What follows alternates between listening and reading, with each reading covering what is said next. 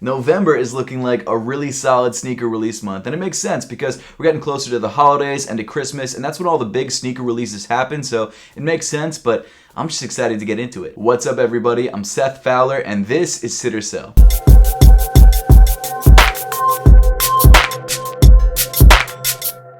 Thanks so much for tuning in today. Make sure to hit that subscribe button down below if you haven't yet and you want to see more videos just like this. And also make sure to give me a follow on Instagram and on Twitter at RealSethFowler. But like I was saying at the beginning of the video, November is looking solid. And usually the first half of the month isn't as good as the last half of the month. I mean, we saw that with October. But it looks like the first half of November is actually going to be pretty great, especially with some special Sacai's dropping, which I'm especially excited for. In today's video, we're going to be covering the first half of November 2020, which is pretty much November 1st through the 15th.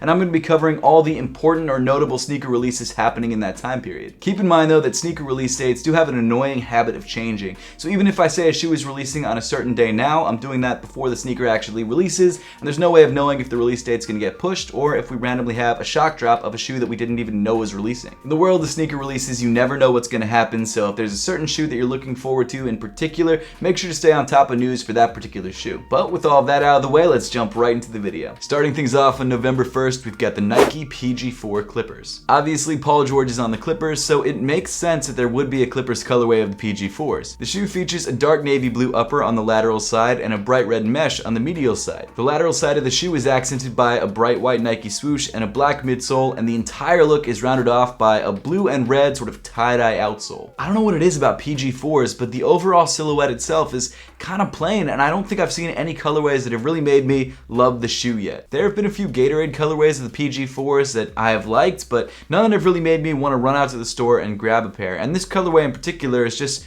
kind of more of the same in my opinion. So for that reason, I think this shoe is going to sit.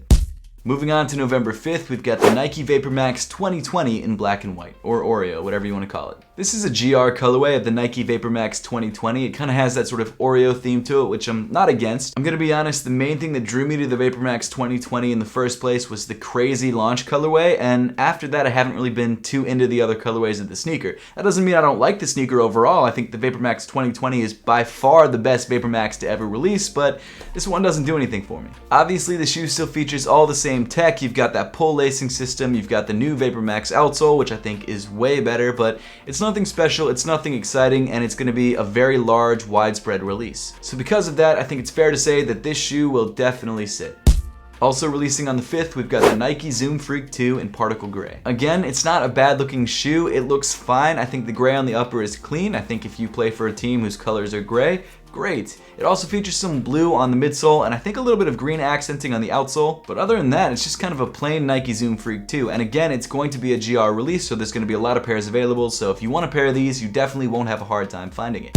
Then moving on to November 6th, we've got the Nike Lebron 18 Los Angeles by Day. Lebron is on top of the world right now, coming off a championship win in arguably one of the most difficult seasons in the league, I think ever, because of all the craziness that's happened in the world. Some people will say it's an asterisk. I genuinely think that made it a lot harder to win this championship. So I think it's fair to say that LeBron is killing it. However, I don't think this colorway is killing it. I think this colorway kind of sucks. Okay, it's not a bad colorway, I just think it's a little plain. It kind of looks like a blue sky with some clouds in it, and that's probably why they call it Los Angeles by Day, because daytime you got blue clouds and sky. Blue clouds? What am I talking about? Whatever, you know what I'm saying. It's fine. It's not a bad looking shoe. I like the sort of color fade on the midsole. I think that's nice. Overall, the LeBron 18 seems like a decent performance sneaker, and if you're a LeBron fan and you want to play in some LeBron 18s, this should be an easy shoe to get because I'm pretty sure this shoe will be a GR release, and because of that, I think the shoe is going to sit. After that, we've got the Jaden Smith New Balance X Racer in yellow. I've actually never seen a pair of these in person, and I'm really interested in this shoe because of how bulky it looks. I'm a huge New Balance fan, so any new New Balance silhouette I'm always down to try out, and while this is not a shoe that I think I would wear on a daily basis, it's a shoe that I'd love to see in person. It kind of has a Balenciaga feel to it. Maybe that's just because it's a bulky shoe, but it really feels more like a high fashion shoe, which I'm pretty sure is what Jaden Smith was going for. Even though the shoe isn't for everyone, I still think it's going to be difficult to get, one, because it's probably going to be pretty limited, and two, because every New Balance collab that's been releasing recently has completely sold out. And I think this shoe is going to be exactly the same as all the others and sell out almost instantly. And then rounding off November 6th, we've got two colorways of a brand new Sacai Nike collaboration called the Vapor Waffle. I've covered this shoe in the past because I believe the release date was misreported, and I don't even know if this is the official release date because I've heard some people say it's the 3rd and some people say it's the 6th, but I've seen more people say the 6th, so I'm assuming that this is actually the date. This brand new Nike Sacai Vapor Waffle collaboration is coming in two different colorways, a black and white colorway and a white, maroon, and blue colorway. And I'm kind of torn on this collaboration because one, I feel like this is the best looking or one of the best looking Nike Sacai collaborations to release so far. It's definitely the sleekest, but I'm torn on it because I feel like it's going to be the most fragile Nike Sacai collaboration so far, and that's because of the heel on the midsole. Because of the way that the waffle midsole is combined with the Vapor midsole and just kind of shoved in the middle, it really makes me think that if you get flat tired in this shoe or if it ever gets caught on something, it's just going to rip that midsole apart. There's such a large gap there, I just don't see how it couldn't happen. It really kind of looks like an open mouth. It's actually kind of weird looking. Other than that though, I feel like the collaboration is excellent. I love the colors that they used. I love the overlapping panels in the upper. I love even the way the midsole looks except for that heel area. I think the entire collab is awesome. And if I get the chance to pick up one of these pairs for myself and even the slimmer chance of actually being able to pick the colorway that I pick up, I think I would pick the white colorway because I like the way that the blue and the maroon play off of each other. The black colorway isn't bad. I'd be happy with either, but I think I prefer the white one. All that said, this shoe is a Sacai Nike collaboration, which means it's going to be incredibly popular and very difficult to get, and both of these colorways will definitely sell out. Then moving on to November 7th, we've got the What The Air Jordan 5s. I actually just dropped a full review of this sneaker on my channel, so if you guys would like to check that out, there will be a link at the top of the screen. And to tell you guys a little bit about the sneaker without giving too much away, I think it's a really great sneaker because of the fact that it's a true What The. We haven't had a lot of true What The sneakers in a while. I love the fact that it incorporates a lot of classic colorways into the sneaker. However, I don't know if it's the most wearable pair of sneakers in the world. Because they decided to make one shoe one color and the other shoe a different color, it kind of gives it a goofy look when it's on foot. It's not a bad look. I mean, if you understand what these shoes are and you like them because of that, it's great. But if you're someone who doesn't know what someone is wearing, you're gonna be like, what the hell are those? Which actually I guess is why they call this sneaker the What Thas. I don't know. I'm excited for this shoe to release, and I think a lot of people are also very excited for it. And so because of that, I think this shoe will definitely sell out.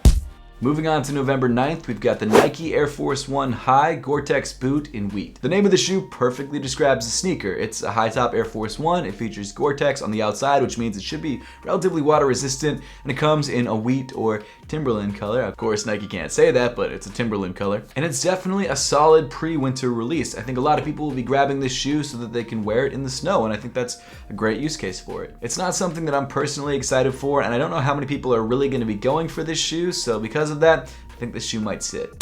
Next up, we've got the women's Nike Dunk Low Disrupt in red. The Dunk Low Disrupt is a reimagining of the Nike Dunk Low, and apparently it's a women's exclusive silhouette. The shoe features some oversized detailing in the upper and a very chunky midsole, and it's surprisingly a very popular shoe. It does make sense though, because the Nike Dunk Low is so insanely popular right now, so any dunk sneaker will probably sell out. However, I just feel like if this shoe had dropped 3 years ago, no one would have been into it. As the name of the sneaker would suggest, it's an all-red Nike Dunk Low Disrupt, and even though it's not my favorite dunk or version of a dunk at all, I think a lot of people are still going to be into it, and so for that reason, I think this shoe will sell.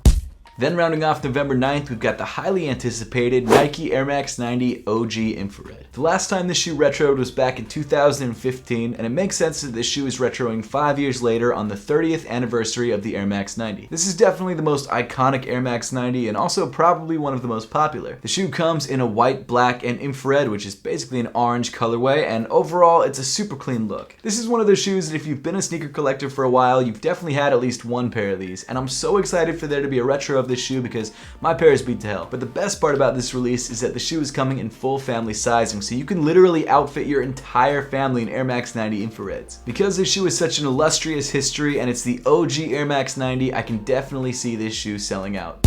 Then moving on to November 10th, we've got the Nike Dunk Low Veneer. Originally part of the Ugly Duckling pack, the Nike Dunk Low Veneer hasn't seen a retro until now in 2020. The shoe comes in a brown and green suede upper, accented by a purple Nike swoosh, purple outsole, and bright neon green sock liner. This shoe will definitely be popular among dunk collectors because of its history, but it's also a Nike Dunk Low, and everyone seems to be on the Nike Dunk Low train right now, so I know a lot of people are going to be going for this shoe. Honestly, out of all the dunks in the Nike Ugly Duckling pack, I think this one's one's my favorite. I just am drawn towards purple and green, and I also think it's a really wearable shoe. Most likely this shoe will be very limited, and it's also possible that it might only release in skate stores. I don't know for sure, but they've been doing that a lot recently, and it's a skate shoe, so it kind of makes sense. But because of the hype and the limited availability, this shoe will definitely sell out.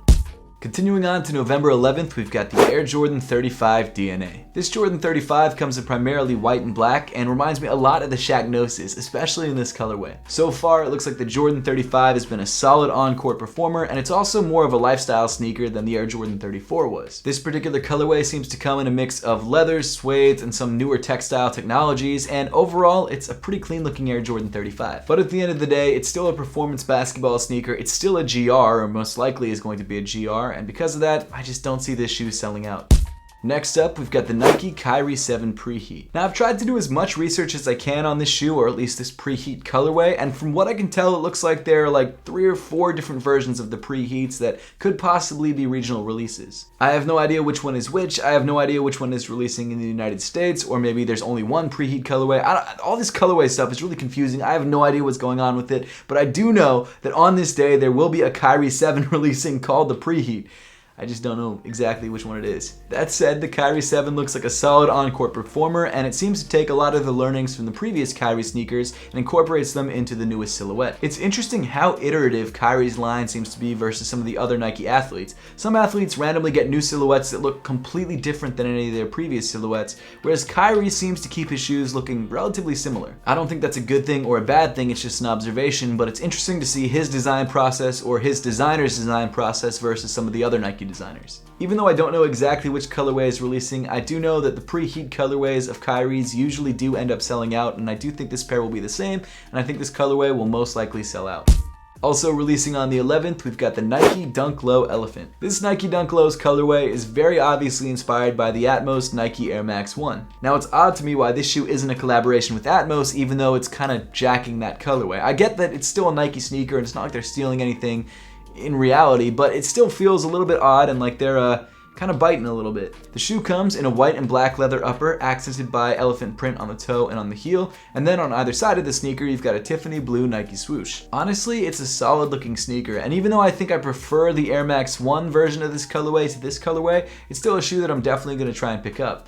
However, most likely it'll be very difficult to get, and like every other dunk that's released this year, I'm not going to be able to cop it. The Nike Dunk Low Elephant is definitely going to be limited, definitely going to be difficult to get, and will definitely sell out.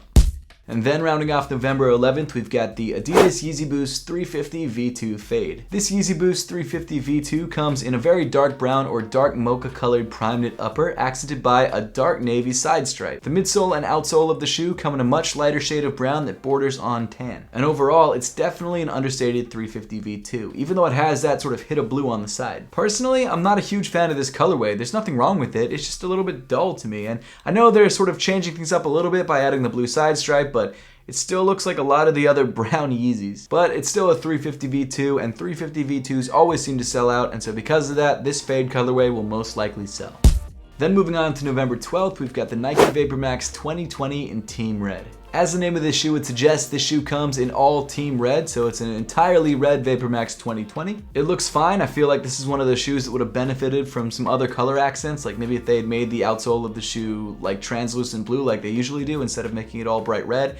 Might have helped, I don't know, it's just not something that I would probably wear. Of course, like I said about the other Vapormaxes, it's not a bad shoe, it's just, in my opinion, not a great colorway, and because of that, I don't think a lot of people will be drawn to this shoe, and so for that reason, I think the shoe is going to sit. And then finally, rounding off the first half of the month, on November 14th, we've got the Air Jordan 1 CO.JP Midnight Navy. Like the other CO.JP Air Jordan 1 release that happened earlier this year, this Midnight Navy version of the shoe features the same construction and the same material usage. However, rather than coming in a metallic silver colorway, this shoe comes in a blue and white colorway with a metallic silver Nike swoosh. And like the silver pair that released earlier this year, this shoe is also a retro of a pair that released exclusively in Japan in 2001. It's definitely a clean looking sneaker, and I absolutely prefer it to the first colorway that released. The good news for those of you who want this shoe and have a family, this shoe is coming in full family sizing, so you can grab pairs of these for everyone. Personally, I think this colorway is going to be more popular than the original colorway that released earlier this year, and as we all saw with that colorway, that shoe sold out instantly, and I think this shoe is going to do the exact same thing and definitely sell. But that pretty much wraps up Sit or Sell for the first half of November 2020. Now, I would love to know your thoughts on all of these releases and which shoes you're looking forward to most. So make sure to let me know in the comment section down below. And as always, thank you so much for watching. Make sure to subscribe if you haven't yet, and I'll see you all in the next one.